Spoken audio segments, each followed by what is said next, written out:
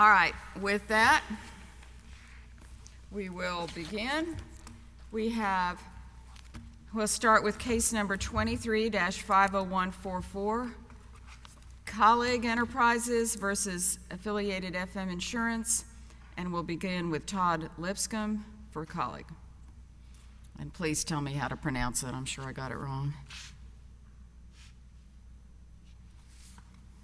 Thank you, Your Honor. I refer to them as Kahlig, and I refer to the defendant just as Factory Mutual, as the name of the insurer, because they often are referred to it that way. Okay. May it please the Court. My name is Todd Lipscomb, and I represent the Kahlig Auto Group on their insurance claims here today. Since the briefing, and within approximately the last month, an important case came down that affects this. It's the Rodriguez case from the Texas Supreme Court. On certified question from the Fifth Circuit, Texas Supreme Court answered the question: does an insurer's payment of the full appraisal award and any possible statutory interest preclude the recovery of attorney's fees? In response, Texas Supreme Court said yes. In many ways, that's what this case is about today. Did they satisfy those elements on summary judgment? Now, granted, it's come down after the district court made its opinion. It's come down after the opinion. But there's two things that have to be there, and they didn't satisfy either one. A, they didn't pay the full appraisal award and all amounts due under it.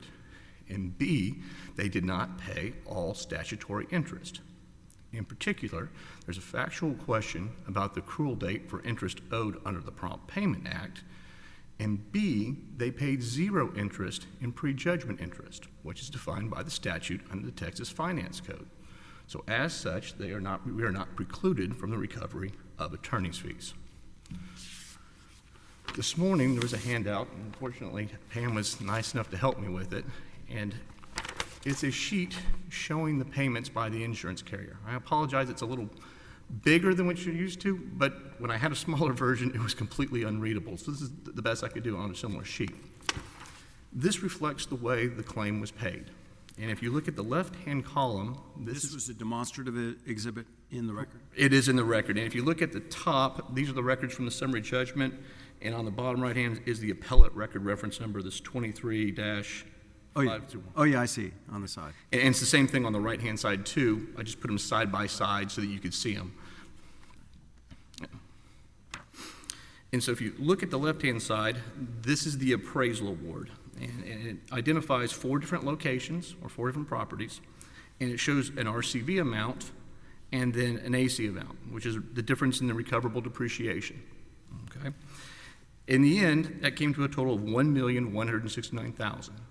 The carrier took a $100,000 deductible, a prior payment that was made in 2019 for $756,000 and some change, and then tendered in 2021 after the appraisal award $313,000. That reflects, at the end of the day, the full ACV value. The problem with that position is the carrier was aware that we were entitled to some recoverable depreciation. They knew that, but paid zero in recoverable depreciation. The trial court got this issue completely wrong. The trial court did the opposite. Rather than looking at what was paid under the appraisal award, it looked at the right-hand side of the page. This is the adjuster's payments of how he tried to do that original $758,000. And so what you'll see on this, if you go down to the very last one, because that's the easiest, is the car wash. There's an item on here for skylights. Let me just stop you a little bit. Sure. And it's going to be helpful for me to re-listen to the oral argument to hear these facts. But am I right? So the argument you're making to us is a factual one. It's not a legal one, that a burden to show that you did repairs that therefore had to be reimbursed at replacement cost prior to 2 years after what? April 13, 2021? Is this a legal issue or is this a factual issue? You're starting out factual. This is a purely factual issue, and I'm taking the easy route. And the reason why is... You accept that the burden was properly placed on you? I disagree with it, but I don't think we reached that here today based upon these facts. Okay. And the reason for that is the only repairs that are in the record as it exists are repairs that were done within the 2-year window. There was a very limited amount of repairs that were shown in that. We go back on it, maybe a different issue. Only repairs at issue are repairs that were done within the 2-year issue. Correct. So they owed you replacement cost, you claim. Correct. And tell me if I'm oversimplifying. They did give you an appraisal award, and you're saying that appraisal award as to what category of repairs wasn't fully paid for. Exactly. Okay, which category? Because it looks like the skylights were. And that's the difference. And it's easy to confuse that. So if you look at what happened is, in the appraisal award, if you look at the car wash, correct? The RCV value is $24,813. The actual cash value is $20,223.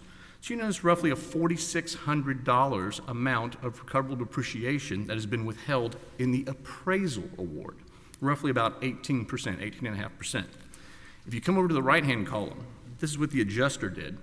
If you look at the car wash, it totals $29,181.61.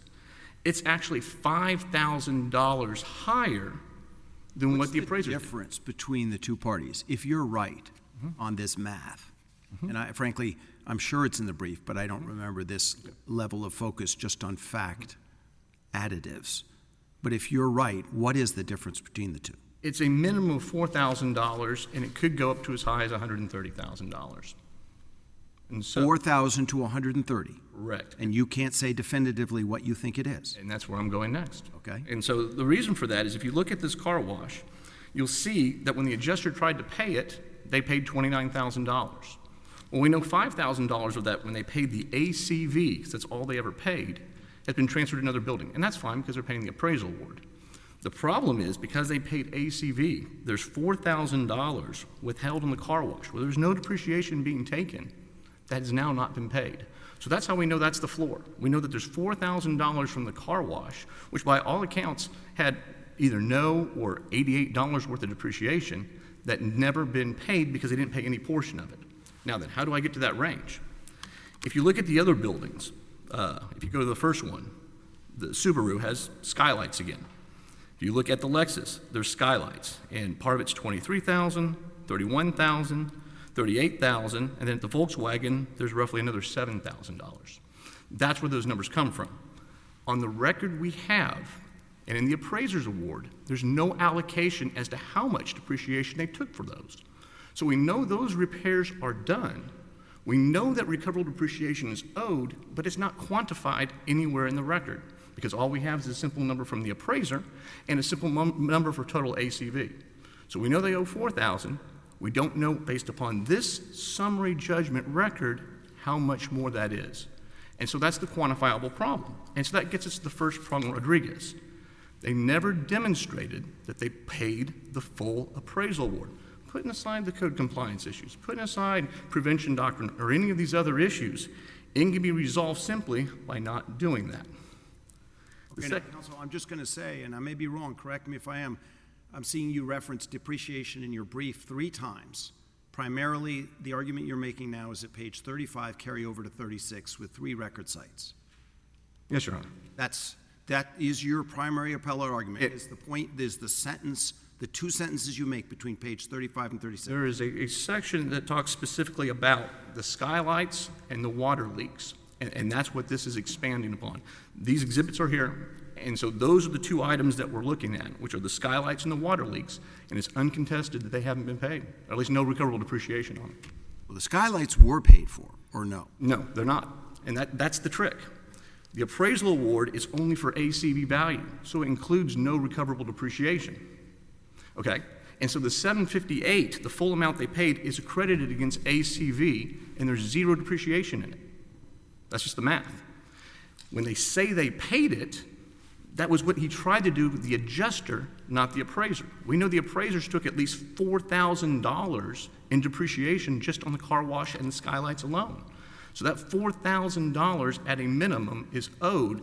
You see my befuddlement, it's just I like to be able to engage intelligently, but I'm not, this isn't what I remember. I've read all 3 hearings in front of Xavier Rodriguez. I didn't see people saying this is a depreciation problem. Maybe it was clearly... It is, and I think in his opinion, he goes out, and this is where it comes up. He went to the record, and there's a chart in his opinion talking about this exact issue. And he confused the issue by saying it was the amount that was actually paid. But trying to pay it from the adjuster is different than paying an appraisal award. They never paid what the adjuster did. They tendered money up front, but that's where we lost the recoverable I depreciation. kind of have a feeling that coming here for an oral argument and preparing and all of that would cost more than $4,000, and they would have paid if that was all that was owed. So you're saying it could go up further than that.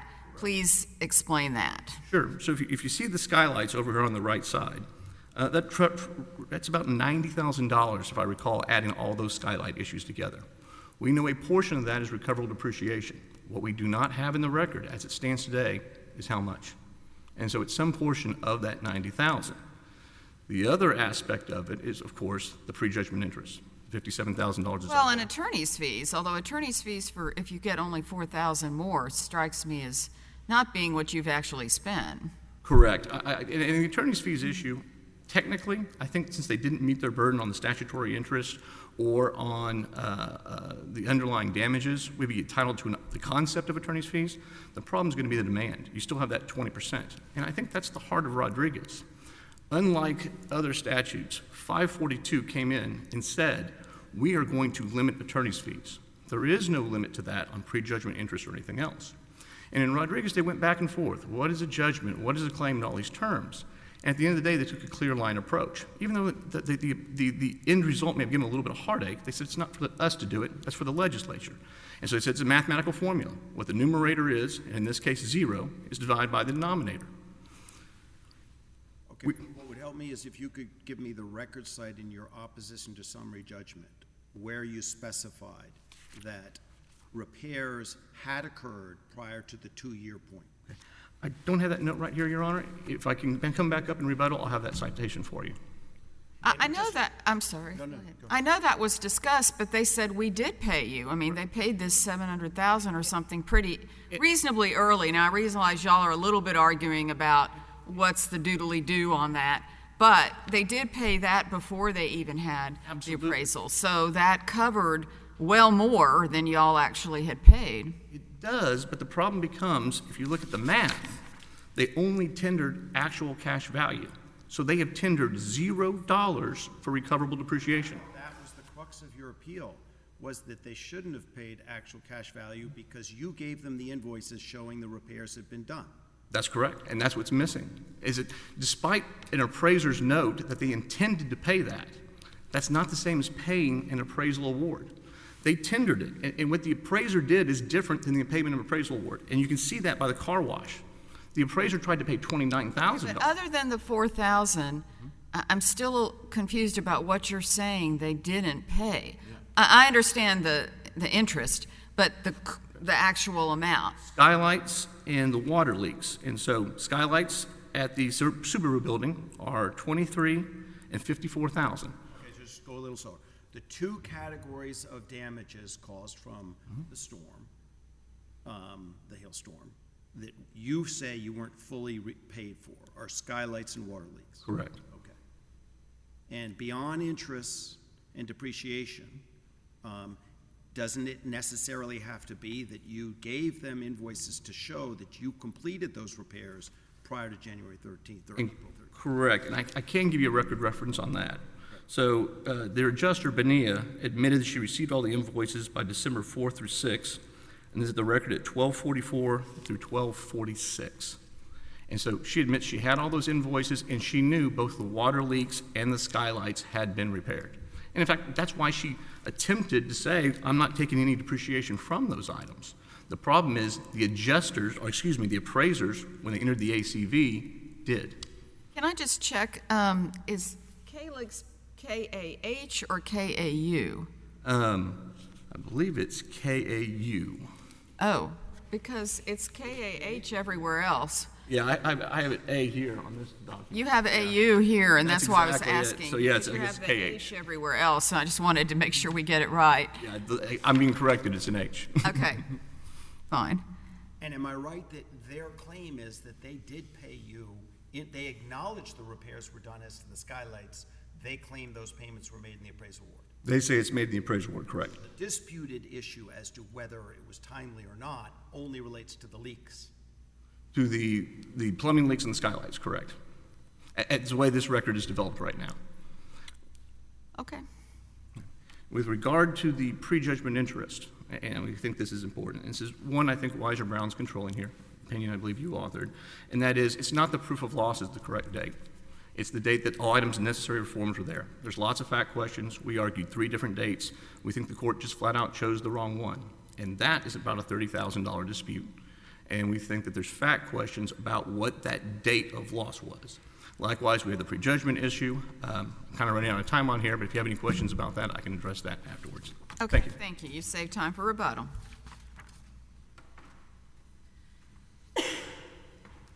Okay, and for the affiliated FM insurance company, we'll hear from Shannon O'Malley. And with starters, your opponent thinks that Texas Supreme Court case is in his favor. Was that your impression? It wasn't. Okay, so why don't you address it? I'll be honest, I didn't think we were going to raise attorney's fees today because 2 weeks ago, the Texas Supreme Court did come out and state that when you promptly pay an appraisal award and prompt payment penalties, you're not entitled to attorney's fees. And the Texas Supreme Court did go through a specific mathematical analysis on that. And that applies here too. We have paid the appraisal award, we paid, and we took from the appraisal award the prior payment.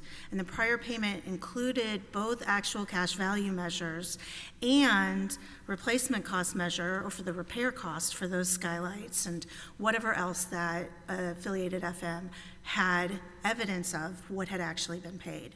So they didn't pay the actual cash value of the skylights, they paid the replacement cost because that's what they took out of the ACV measure when they paid the appraisal award. So because they've paid the appraisal award in full, they've paid everything that's due, there is no attorney's fees because the pre-suit demand was $2.3 million, which came down to 1.6 after you take off the prior payments. And so the number is 0. Too high. Exactly. Okay, and what is your response to this deep emphasis on $4,000? You know, it was very telling that he doesn't know what the actual number is, and that's been the problem throughout this entire adjustment and the litigation. There's been no specific evidence of what is your claim, what is the basis for your claim, and what work did you do, where are the invoices to support that. So coming here for $4,000, that's, you know, that's a waste of time. It's unusual. I'm not going to say we've never had it, but it is unusual. That's why I'm asking you about it. It's unusual, certainly in insurance cases, in my experience, that the fight is over $4,000. Yes.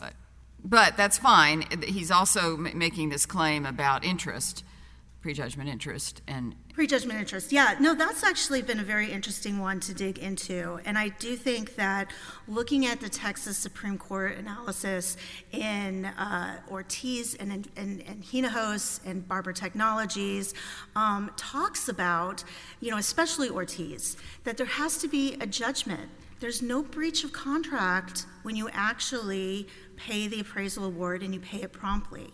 So if the insurance company is not liable for a breach of contract, how can it be liable for prejudgment interest? There is no judgment, and the word judgment comes up in the Finance Code 302.102. There's a Texas Supreme Court case, Higginson versus South Farm Bureau, where the court noted insurers owe prejudgment interest on top of the policy benefits only if they withheld those benefits in breach of the insurance contract. Under Ortiz, when we promptly paid the appraisal award, we were no longer considered we never breached the insurance contract, but legally we were not in breach of the insurance contract, and therefore there should be no entitlement to prejudgment interest. okay. And what about this contention that while $4,000 seemed to be the easiest for your opponent to focus on, there's these other things, the skylights and so on. You said, well, we've already paid that, right? What is your response to the $4,000? Well, I don't really know where he got the $4,000, and maybe I'm Said it's the missing it. car wash. The car wash. On his little thing on the left, there's 4 things under item. Right, oh, I see. Car wash, that looks like $4,000 between them. And again, that goes back to what did they actually incur for the car wash? Show it to me. There's nowhere in the record for them to sit there and say, we incurred $4,813.07. I don't know where that is. This one on the left, the appraisal award, this is actually more information. than we typically get in an appraisal award. You know, typically you might just get two numbers or even one number. Here's the replacement cost value. Luckily, the appraisers in this case gave us both replacement cost and actual cash value, and they did it by these four different locations, the Subaru, Volkswagen. Car wash isn't it Dominion or Volkswagen? Where is the car wash? I think that it's considered a separate building. It's a separate area. At the top of my mind, I don't remember exactly where it is. Because the skylights and the leaks, those are at the Volkswagen. Those were at Subaru. There were skylights at Subaru. There's skylights at Lexus. There's skylights throughout. Yeah. And the leaks, I mean, again, the leaks is very amorphous because, you know, there's leaking through the skylights. There were holes, you know, punctured holes in the skylights. And those got repaired almost immediately. And as you're going through the record, one of the arguments they've made is, when does the prompt payment penalties accrue? You look at the letters from the insurance company, and they reference these skylights. They say, hey, we understand you've gone out and made repairs. They did those almost immediately because they had big holes in their roofs. But you don't want things leaking. And you don't want things leaking. So they did those immediately, and FM said, hey, what have you done? How much did you pay? Can you give it to us?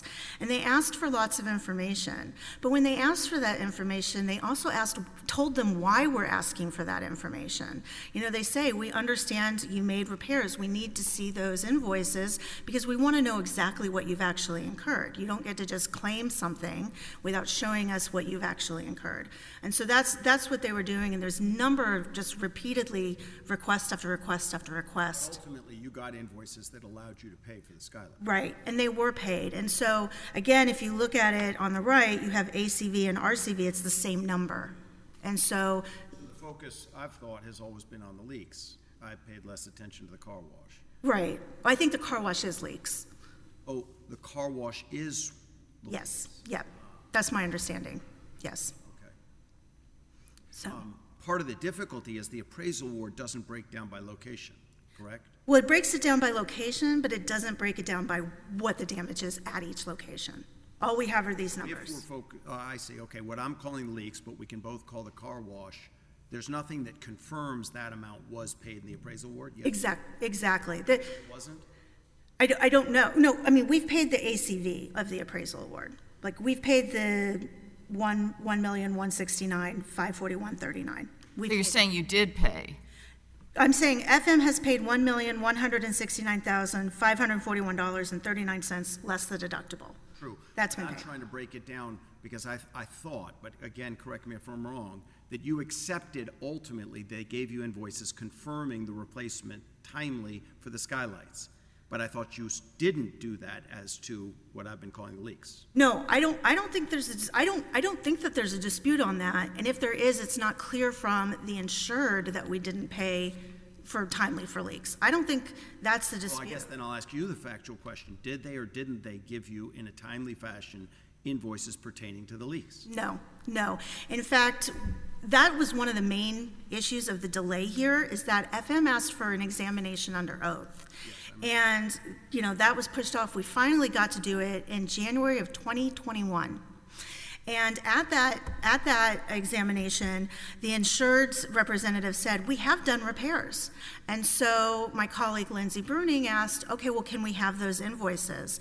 And they said, well, we'll give them to our lawyers. And so we asked the lawyers, and they've never been given to date.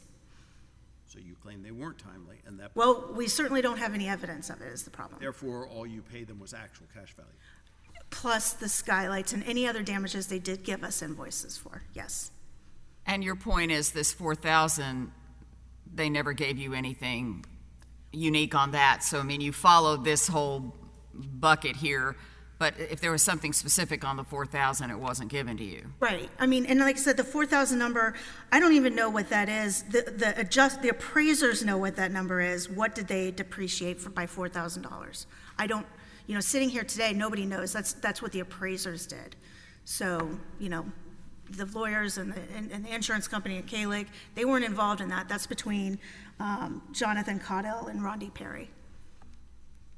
Okay. So, I'd like to address briefly some of these other issues, which, I mean, overall, I think that it's important to remember the whole purpose of appraisal is that the Texas Supreme Court has recognized it's a really good tool for insurers and insurers and insureds to come together and resolve a dispute that is supposed to have less costs, avoiding litigation, and be less expensive. And, you know, I think that with the advent of the cases, we've got Barber Technologies, Ortiz, Hinojosa, and Rodriguez. The Texas Supreme Court is again and again saying, please use appraisal and stop asking the courts to step in on these disputes. And that's what should have happened here. It doesn't make sense that Well, I bet the lawyers like that y'all are still coming to court. you know, I would rather that we could have resolved this. Yeah, I understand that.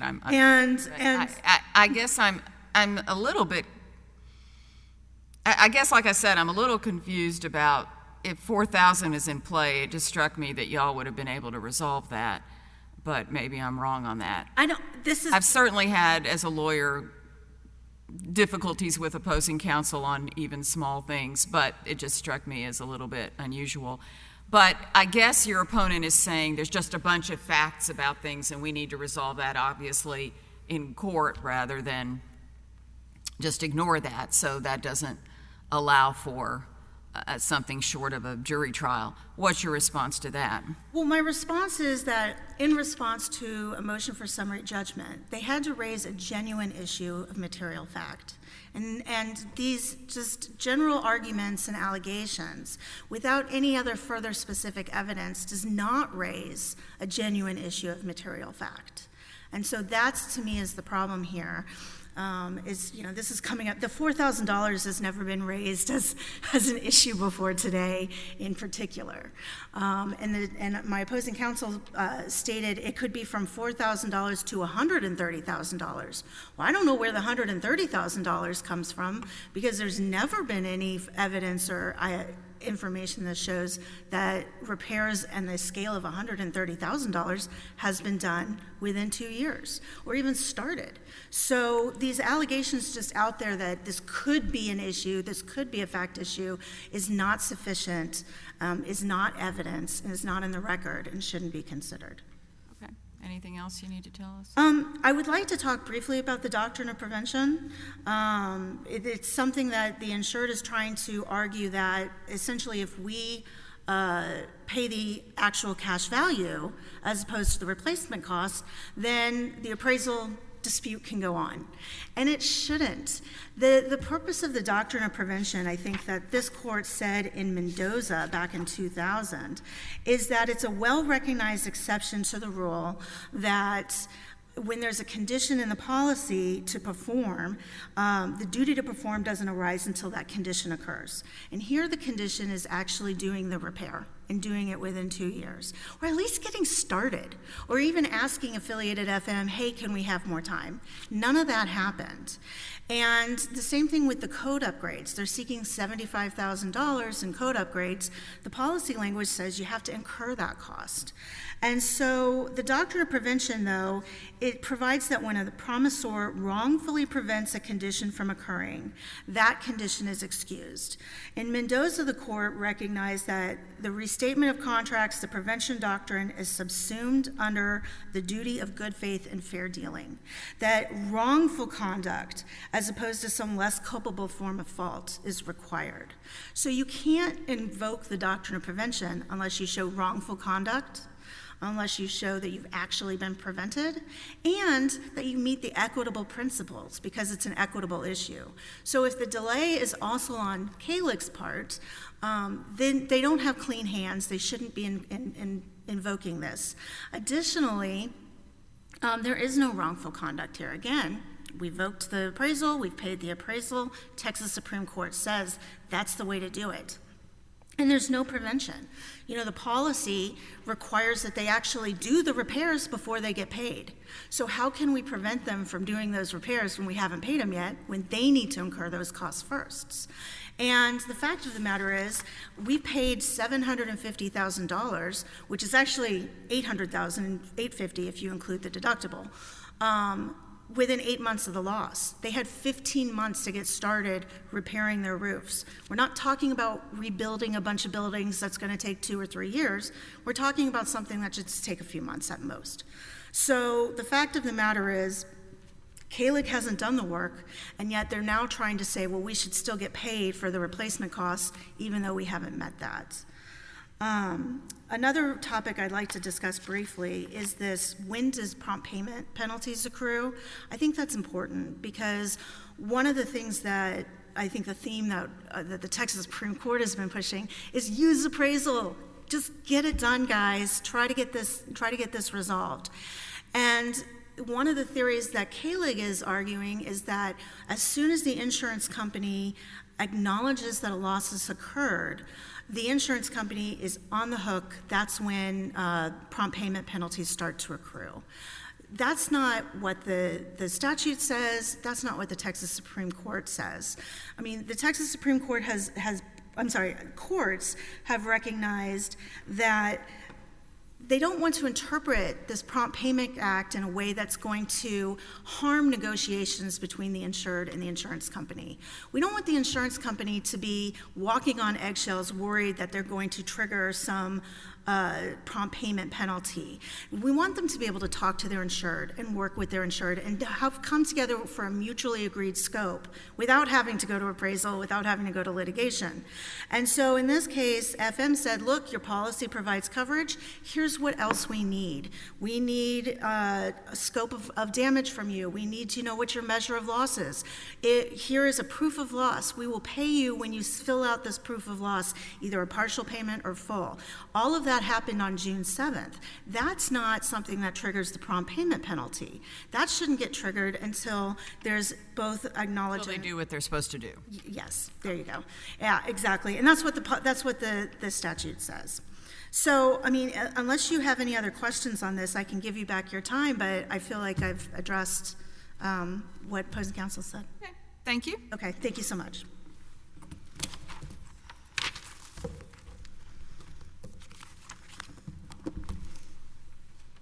All right, let's hear your rebuttal. Judge Higginson, in response to what you asked earlier, and I hope it's correct, I don't have the actual summary judgment responses. If you need those, I can get those pages for you. But in our briefing, it's pages in the appellant's brief 34 through 36, in a section labeled "A Genuine Issue of Fact Remains Around the Status of Repairs," and it describes an outline. In addition, those are the pages I cited you to, okay, where I thought the argument was. Correct. But you're telling me on rebuttal you can't give me the paragraph in your response to summary judgment that identifies the issue of fact. only because I don't have that briefing here with me today, and so I apologize for that, but I can get you that exact reference. But the court did take judicial notice of it in its opinion. And so on pages 1388 and 89 of the record, it says, this is the trial court, the court does recognize that plaintiff submitted invoices for repairs to skylights and leaks to the dealerships, and provides a reference number of 53-2 at 2. And it also acknowledges the reference. Bonilla also testified she'd received such invoices, and that's at ECF 58-1, and there's record references on that as well. Okay, so just simplify for me your memory of your response to the summary judgment. What, as concisely as possible, is the issue of fact that remained? That they did not pay recoverable depreciation, and we know that there's at least some element Not pay recoverable depreciation. when they paid the appraisal award. And it's just the idea of, it's a, But they had already paid $700-something thousand after getting those invoices. It's far more than the invoices. and that's the accounting problem. That's the accounting problem. In the appraisal award, there is zero depreciation, right? Under ACV, there's amount depreciation taken, and they've, by their own admission, admitted they've paid us no depreciation when they totaled the ACV amount. In response to the summary judgment, I'm going to find that you're saying the issue of fact is an accounting one pertaining to depreciation. Yes, Your Honor. That's what I'll find in that. You should, yes, Your Honor. And the way we've phrased it, I believe, is that issues of fact are here about the amount of recoverable depreciation. It may not go into as much detail about the car wash, but it points out what we're talking about here, that on the skylights and the leaks in those particular items, there was depreciation taken in the appraisal award that was not part of the original payment and has never been paid. Now, what I would also like to address, though, is the accrual date issue. And with that issue, she raises some points about it. But What we know is that the date chosen by the trial court was wrong. The trial court chose a date simply when a proof of loss was submitted, I believe it's October of 2019. The statute says all items, statements, or forms necessary to secure final proof of loss. So it's when did you have those documents? And as the court has noted in the past, that's a very fact-intensive question. By simply choosing the date of the proof of loss itself, I think the court has rejected that on previous occasions. And so where we see the problem here is that's something that has to be determined by a fact finder that can't be decided on summary judgment. And that's really what we're here about today. And unfortunately, I know the dollar amounts are not as significant as that y'all deal with on a regular basis. Oh, and no, I mean, if the $4,000 was owed, I mean, that, and summary judgment granted wrongly on that, we would still reverse. I'm not suggesting otherwise. I just thought it was a little bit odd because that wasn't my sense of this case, and it does seem like something that can be resolved, which is what the Texas Supreme Court is saying. Please resolve this, y'all. And I do think that could have been resolved if it was solely $4,000. That's all I was saying. I was not saying we would rule incorrectly simply because it's $4,000. And we will use rule that what's only as correct. a number that's quantifiable, because what we know about the skylights alone and the leak repairs, that's probably another $90,000 potentially in play. Now, it's only a portion of that, but because of the way the appraisal award is, because of this record, we don't know how much depreciation was taken from those items that was not paid in the ACV payment. And we just don't have that quantified now. And that's the fact question. It may be $4,000. We don't think it's the full $130,000, but it's some number within that range. And so we have a quantifiable amount that's not on the record today that should be explored at trial, where you can come in there and say, there was this much depreciation taken on the skylights, and therefore they still owe it. There's this much depreciation on the skylights at Lexus, which is approximately $69,000 in play. It's probably a factor of that, maybe 50%, maybe 20%. We don't know. What we know across the board is they talk approximately 10% from those buildings, but we just don't have that quantified in the record here today, and that's why summary judgment is improper, because we have the fact question as to the actual amount, we have the fact question as to the accrual date, and we have the admission that in terms of statutory interest, because that's what the case says. It doesn't say just prompt payment of act interest. Statutory interest, they paid zero in prejudgment interest, and because of that, they never paid the full award. Okay. Thank you very much. Thank you. We appreciate both sides' arguments. This case is now under submission.